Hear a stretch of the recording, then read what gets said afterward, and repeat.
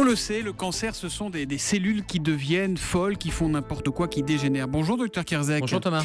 Expliquez-nous quand même, pour commencer, ce qui se passe exactement dans notre corps quand on a un cancer. Alors, le cancer ou la tumeur maligne, c'est une maladie qui est caractérisée par une prolifération cellulaire. C'est ce qu'on appelle la tumeur. Et cette prolifération, elle est anormalement importante. C'est-à-dire que des cellules qui devraient se réguler en termes de multiplication ne se régulent plus. C'est-à-dire que les signaux qui devraient théoriquement empêcher la multiplication, faire mourir les cellules, ne fonctionnent plus. Et voilà la prolifération d'un clone cellulaire à l'infini. C'est la définition du cancer. Alors, la grande nouveauté dont on va parler ce matin, c'est une découverte faite par des chercheurs américains.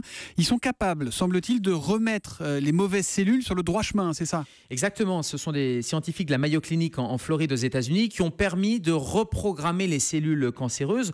Donc c'est une découverte importante parce qu'ils ont découvert le code qui est capable d'aller générer une protéine, notamment une protéine assez particulière qui permet aux cellules saines, donc non cancéreuses, de se regrouper. Et selon les auteurs de l'étude, cette protéine, elle manque justement aux cellules cancéreuses. Et sans cette protéine, les instructions génétiques sont confuses et les cellules deviennent cancéreuses. Donc on reprogramme, on réverse la cellule cancéreuse. Et cette trouvaille, elle va concerner tous les types de cancers ou pas? Alors pour l'instant, cette reprogrammation concernait le cancer du sein et le cancer de la vessie, mais on imagine bien comme le processus est le processus initial de dégénérescence de la cellule qui est reprogrammée, on imagine que comme ce processus est commun à tous les cancers, l'extension peut être sur toutes les maladies cancéreuses. Est-ce qu'on peut espérer une application rapide dans la pratique médicale courante? Parce que là, vous dites on imagine, on n'y est pas encore. Alors pour l'instant, on est sur de la recherche, on est sur les premiers stades. Il va falloir compléter par des essais cliniques, ça va être long. En tout cas, l'identification de ce code génétique de cette protéine,